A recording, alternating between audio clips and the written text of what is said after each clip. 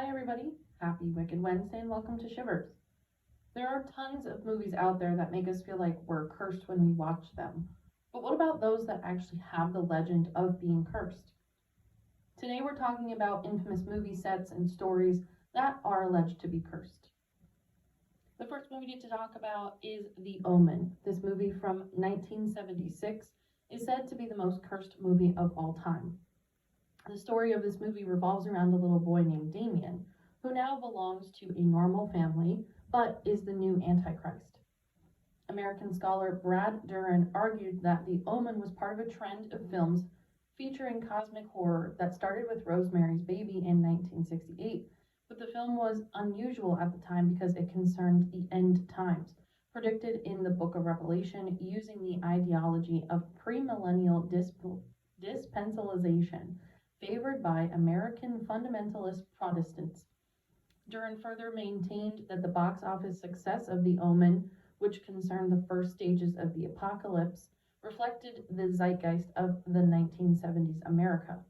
The reason The Omen is considered cursed is due to the actual happenings on set and within the lives of the actors on the movie, not just that story itself. While filming, two actors were struck by lightning in two different thunderstorms. The most tragic event befell Liz Moore, the assistant to John Richardson, who was the special effects designer of the film. The pair were driving through the Netherlands and along the way were involved in a horrific car accident. Richardson escaped with minor injuries, but Moore was decapitated by a tire that smashed into their car. The fact of that is gross enough, but the parallel itself is in the movie.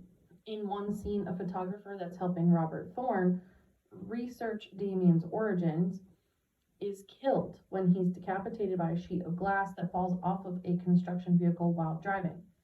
And if that's not creepy enough, the accident occurred on August 13th, 1976, Friday, August 13th, by a road sign that indicated that it was 66.6 kilometers away from the town Omen.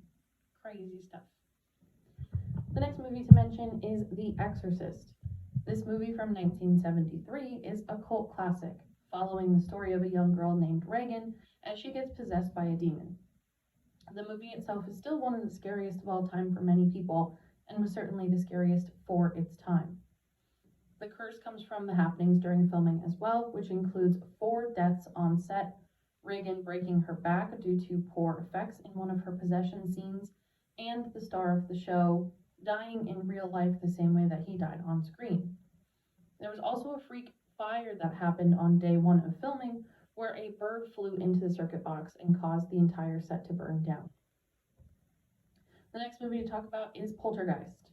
Released in 1982, Poltergeist follows the story of a family whose house has been built on top of live grave sites, and their daughter, Carol Ann, is able to communicate with these spirits through the TV before she gets kidnapped by them.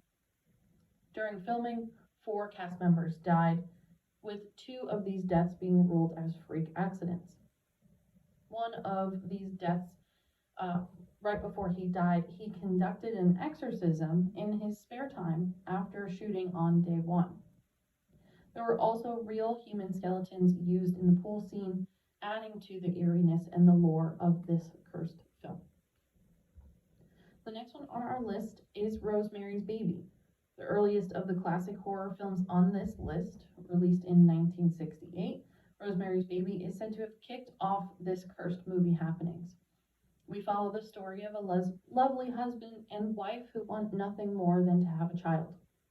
Unable to conceive, they move to New York City and almost immediately become pregnant.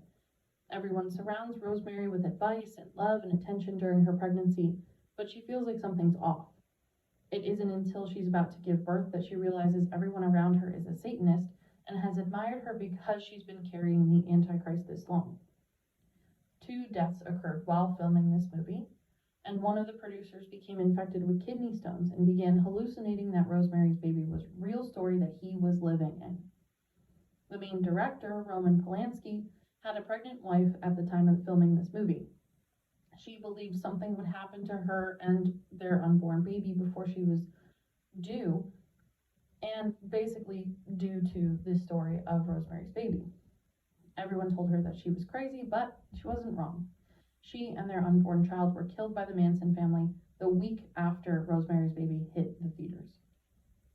It's also said that in kind of an alternate universe, the baby that Rosemary has in this movie is Damien from The Omen.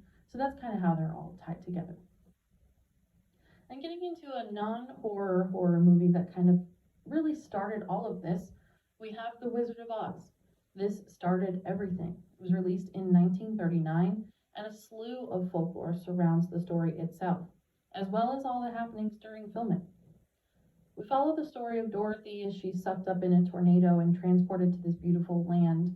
She meets 3 characters along the way, each missing something, and the group venture to the Emerald Palace to wish for the things that they need.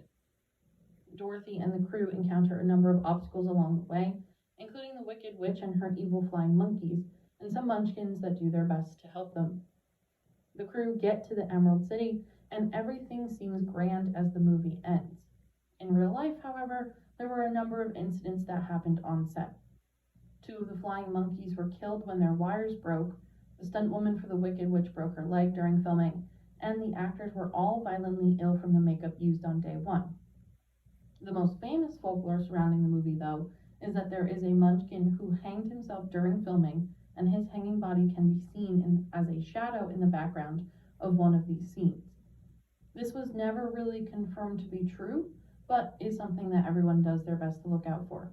I do have an original Wizard of Oz VHS tape that I go back and try to find him in the background. I haven't been so lucky so far, but maybe he's there, maybe he's not. But that concludes our list of cursed movies. Thank you for listening to today's Wicked Wednesday. Don't play with Ouija boards or summon demons into your stories, and you'll be totally fine. The Shivers Meetup page is up and running, so check out some of the virtual and in-person events. And some super exciting news this week. My book, Burn Her Down, is now available on Amazon. Please read and share with your friends and enjoy.